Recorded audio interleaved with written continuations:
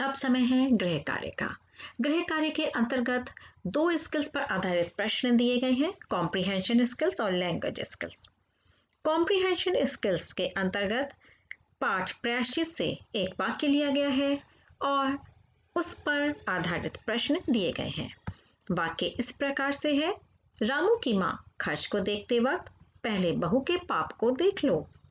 इस पर आधारित पहला प्रश्न है, बहू का परिचय देते हुए बताइए कि उसने क्या पाप किया था। दूसरा प्रश्न है, पाप के प्रायश्चित के लिए किसको बुलाया गया, उनकी विशेषताओं के बारे में बताइए।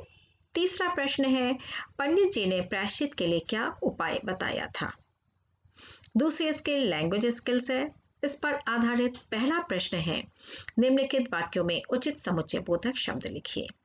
पहले वाक्य में मैं समुच्चय बोधक शब्द लिखकर वाक्य को पूर्ण कर रही हूँ। बच्चों, इस प्रश्न को हल करते समय आपको वाक्य लिखना है। वाक्य में दिए गए रिक्त स्थान में उचित समुच्चय बोधक शब्द को लिखकर वाक्य पूर्ण करना है। वाक्य अवश्य उतारिएगा। वहां बल्ब लगवा दो डैश किसी को आने जाने में असुविधा ना हो। शब्द भरा जाएगा, वहां बल्ब लगवा दो जिससे, या फिर आप भर सकते हैं ताकि किसी को आने जाने में असुविधा ना हो। अन्य वाक्य में आप खुद ही उचित समुच्चय बोधक शब्द लिखिएगा। वाक्य है, वह मेरी समझ में नहीं आता है डैश आप पढ़ाते हैं।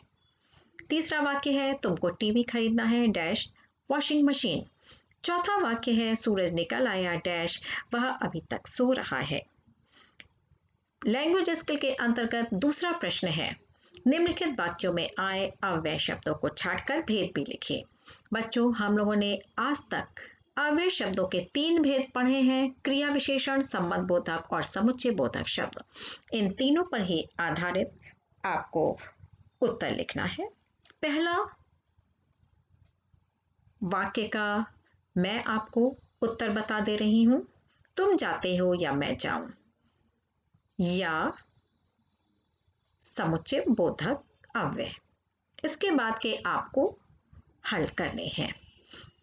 आपको ये भी ध्यान रखना है, यदि आप किसी वाक्य में क्रिया विशेषण शब्द देख रहे हैं तो उसका उपभेद भी लिखना है, जो है रीतिवाचक, कालवाचक, स्थानवाचक और परिमाणवाचक क्रिया विशेषण।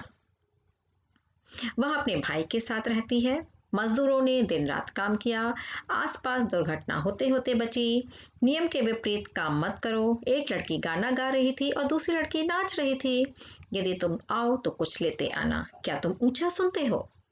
बच्चों, गृह कार्य को अवश्य करिए।